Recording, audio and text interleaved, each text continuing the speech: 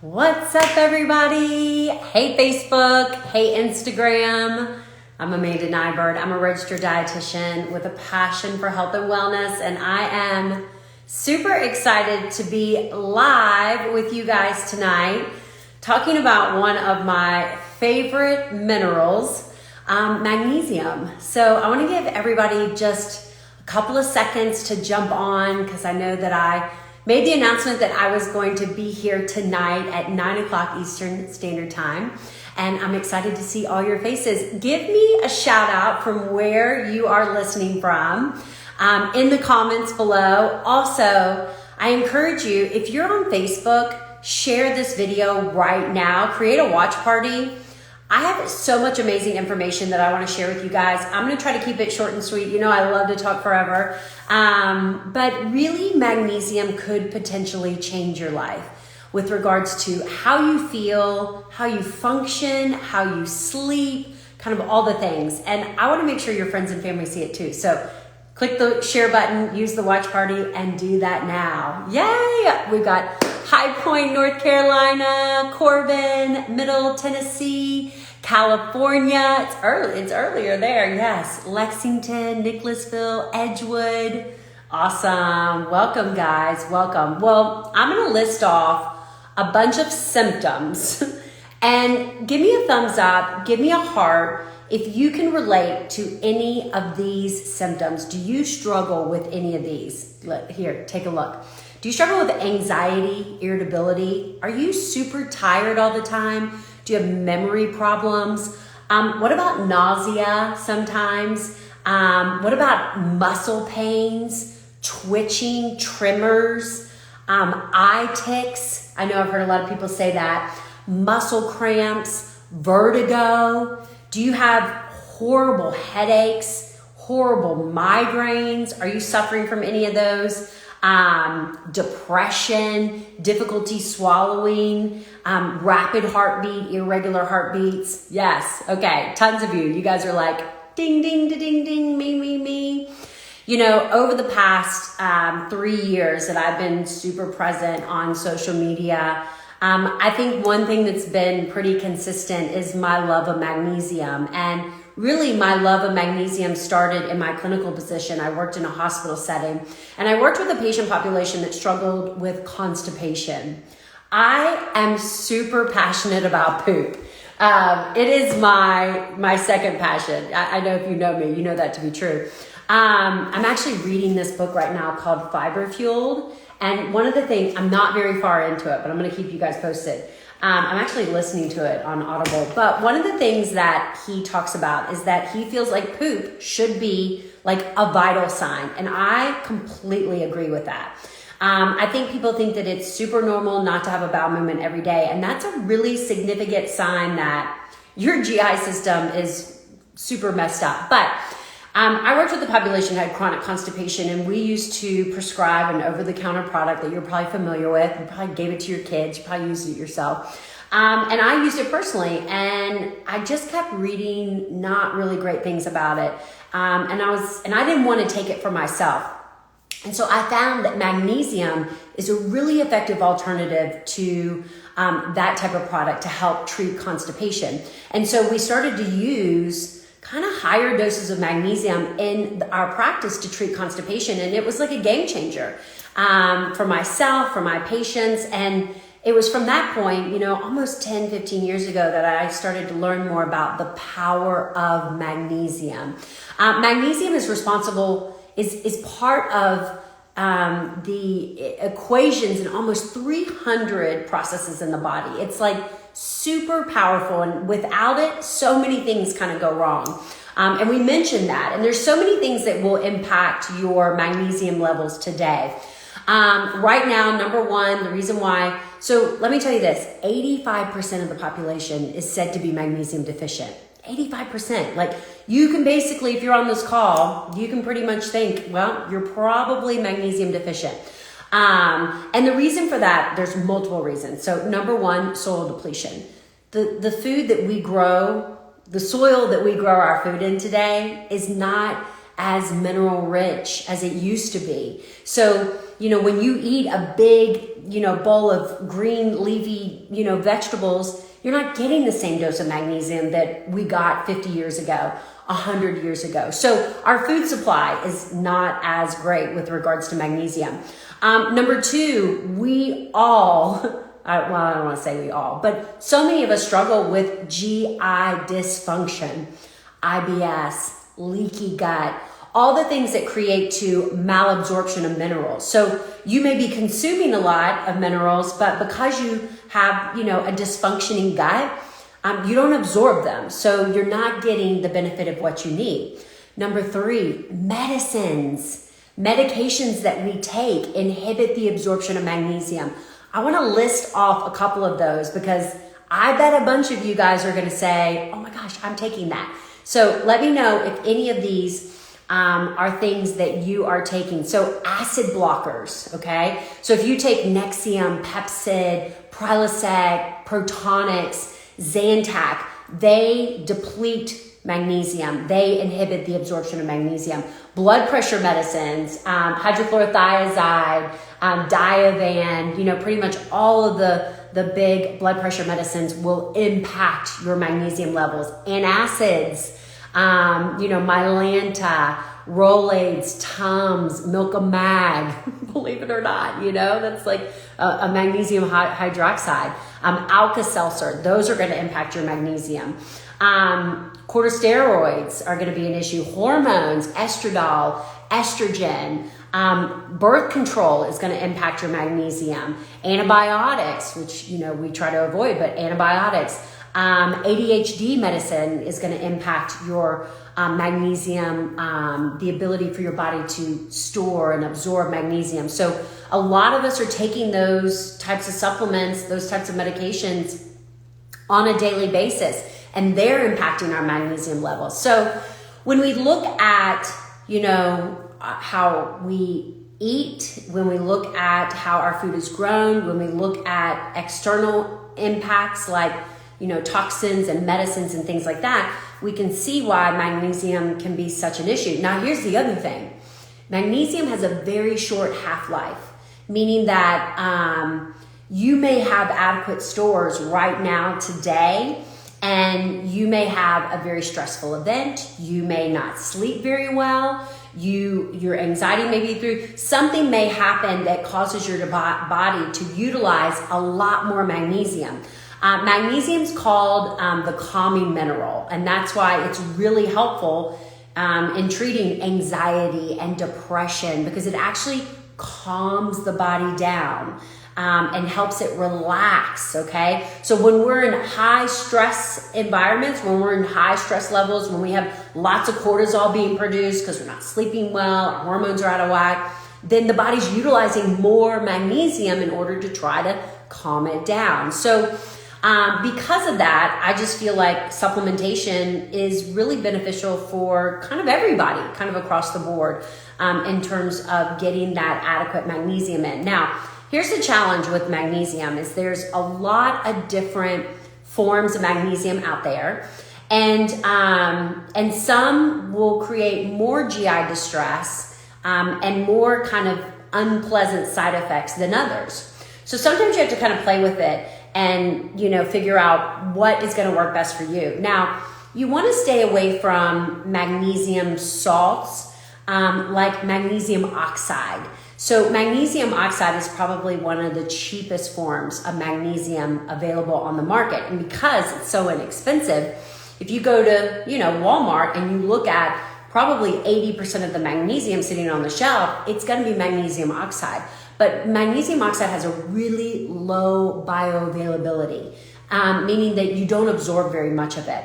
And I've actually had clients reach out to me and say, hey, Amanda, you told me magnesium was, the miracle. And I bought some and started taking it, and I don't feel any different. And it's probably because of the source in which you're using. So I love to use my magnesium glycinate. It's a chelated magnesium and has a really high bioavailability, meaning that we're going to absorb a lot of it. So if you're looking for a good form of magnesium, check that one out. Now, I also love magnesium citrate for constipation. If you have issues with, bowel movements, then magnesium citrate is awesome. It's really helpful for constipation. And I always tell my lean clients, I'm like, it works 100% of the time if you use it correctly. I see so many people on Instagram saying, I love my Calm, I love my Magnesium Calm, I love that.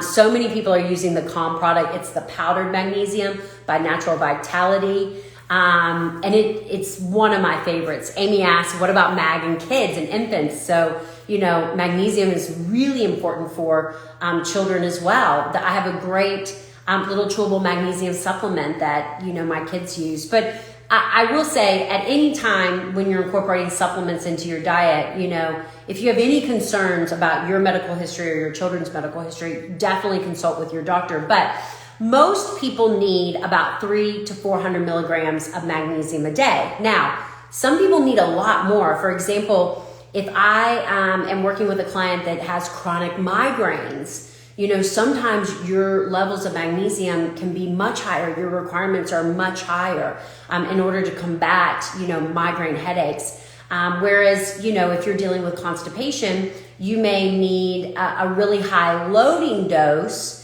just to kind of get yourself back to normal, and then you use a smaller dose. And that's really important to recognize. There's actually a blood test that you can do to test your magnesium levels, okay? Now, the typical magnesium blood test that your doctor runs and a general blood panel is basically a serum magnesium level. And it's a really poor indication of your magnesium stores, like really where your magnesium levels are.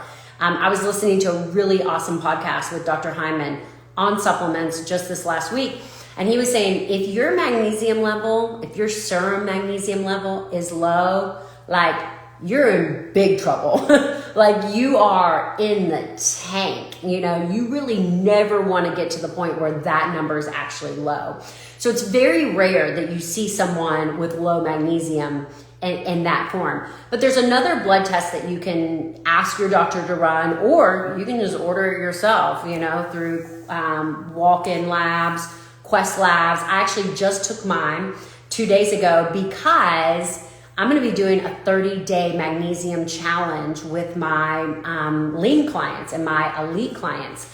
And I'm going to have some more information about that if you want to learn how to do this on your own. But we're actually going to be looking at our current levels, and I can't wait to see mine because I love magnesium and I take a lot of magnesium. And I'll be interested because we're going to be looking at the difference between, oral magnesium and transdermal magnesium. So we're going to be doing a transdermal supplement where we soak our feet at night for 20 minutes, super easy. And basically the difference is with regards to the transdermal and the oral is a lot of times you can't take enough oral without having the unpleasant side effects of, taking a lot of magnesium to get to that like blood cell saturation. So little digression there, but the blood test that you can request is a magnesium red blood cell magnesium level. And this is actually going to test the amount of magnesium in your blood cells. And that's where magnesium is stored. 99% of magnesium is stored in your blood cells. And so you want to see your numbers really like around 6. And based on what I've read, most people's numbers are around 2 to 3. So I'm going to be I was hoping that my numbers were back before tonight, but they're not. So stay tuned. Follow me on Instagram and everywhere else because you know that I'll be sharing those. Somebody says, I have magnesium citrate pills. Do they absorb differently than the powder? No. The pills, the powder, they absorb the same. I just use the powder for constipations just because the dose tends to be much higher. And so it's a lot easier to kind of utilize. So I love that. Does Calm break your fast? That's always a common question because, we love time-restricted eating in the lean program. No, it doesn't. I take it at night, right before bed, because it does kind of calm you down and get you ready for, bed and helps you to relax. So yeah, that's good. Good. Please do share the kind. I will. I'll put my links to the ones that I use for my kids. I could find myself getting in trouble because They taste like little sweet tarts, so I'm always nibbling on them. I've been in bed all day with a migraine. Beth, definitely want to optimize your magnesium levels. You'll see a huge improvement with that. So I've got a lot of, beneficial feedback from clients that had never considered supplementing with magnesium and how much better they feel. So I encourage you, if you have any questions, I'm going to put my email link in the comments below, and sign up for my newsletter, because I'm going to be sending out all the details of this 30-day magnesium challenge. This is not something that I've ever done, so I'm going to be doing it right there with you guys. But I'm really excited to see personally what types of effects that I see when I optimize my magnesium levels. Here's the thing, guys. We are a nation that is overfed and undernourished. Our issues with disease and, weight and all the things we're dealing with, it does stem from not having enough of those micronutrients. We talk a lot about macronutrients, carbohydrates, proteins, fats, but we don't talk enough about micronutrients. So, vitamins and minerals and how important they are.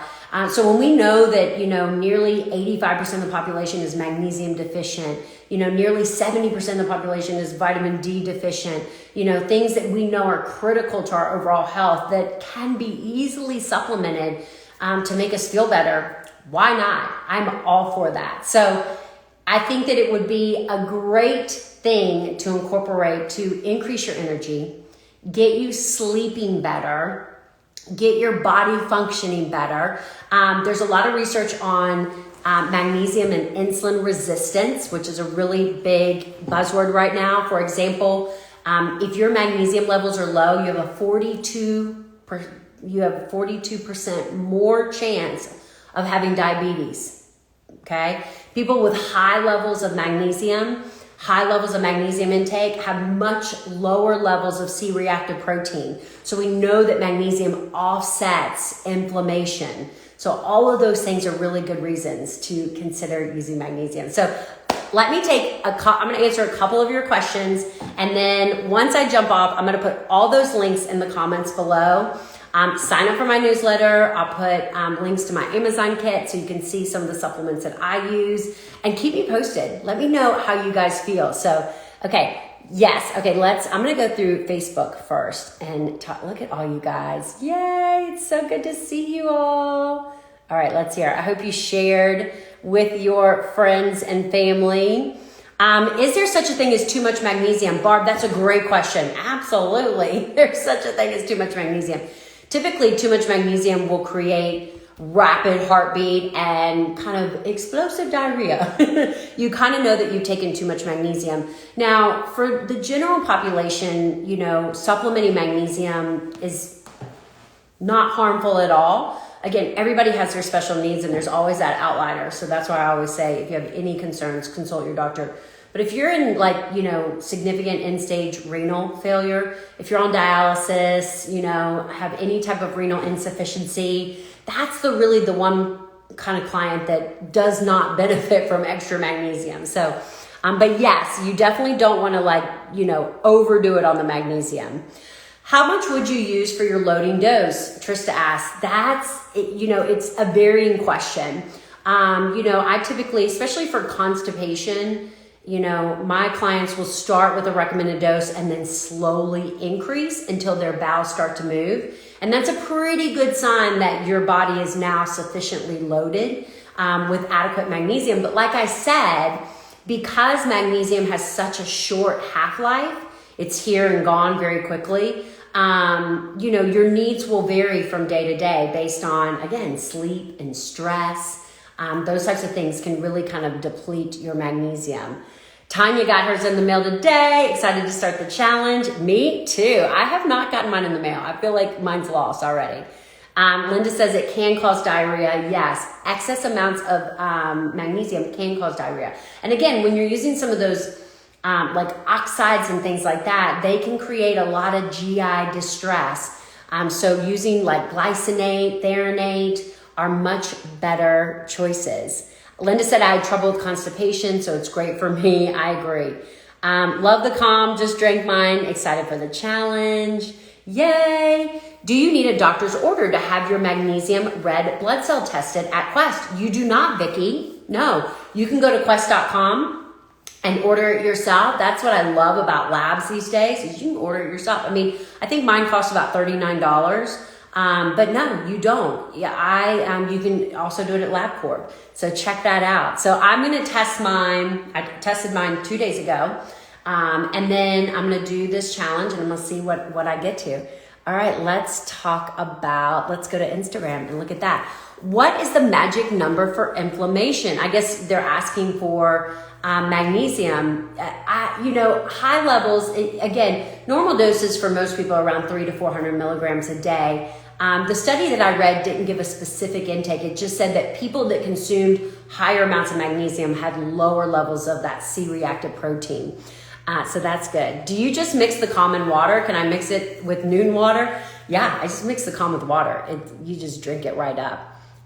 Thanks very much. Very interested in learning more about magnesium. Yes, magnesium, but I also want to know where you got your cute dress. Thank you. It's old and Lily, that's for sure. Zinc and magnesium. Zinc is definitely another big micronutrient getting a lot of buzz right now. Very beneficial. You know, I talk a lot about calcium in my program. Well, actually, I talk a lot about why I don't recommend calcium in my program. And the reason why I'm not a big pusher of calcium, because typically the reason why people have issues with bone health is not because they're not getting enough calcium. It's because they're not getting enough magnesium, D, and K to facilitate the absorption of calcium. So zinc and magnesium definitely work a lot together. So again, magnesium really helps to support a lot of other micronutrients in the body. So it's kind of like a double whammy. Yay. Okay, let's see. I know I'm blocking my Facebook over here. Oh, yes. The health nutritionist mom says, yes, I give almost all my clients magnesium. I agree. Me too. Just tuned in and heard talk about magnesium in kids and infants. So we talked about that a little bit. Yes. I will share my magnesium with you. Should I take the Calm now? Oh, Beth. So Beth has a migraine right now. Yes, Beth. I would go ahead and add some of that. I'm not sure it's going to significantly help you right now, but it'll definitely help prevent the migraines, in the future. Gary asked, will this affect renal failure? Yes, if you're in renal failure, you definitely do not want to be adding magnesium. That is the one time that we say no. Yeah, yes to me, I will try to take that. How long does it take to see effects of increased magnesium? You can see it pretty immediately. I think within a couple of days, you're going to start to see your body, feel your body getting adequate amounts of magnesium. So it happens, pretty quick. Once you start taking mag, how long till you start to notice change? I think it's it'll happen pretty quickly. Yes to magnesium, but I also wanted to know, we asked that. So I think I asked all the questions. Should I be taking Calm Sleep each night long term? Yes, that's another thing I forgot. Magnesium is so beneficial for sleep, to help with that sleep. So Calm, Natural Vitality, they make a sleep formula, which I love. I sometimes combine the sleep formula with like my higher constipation dose.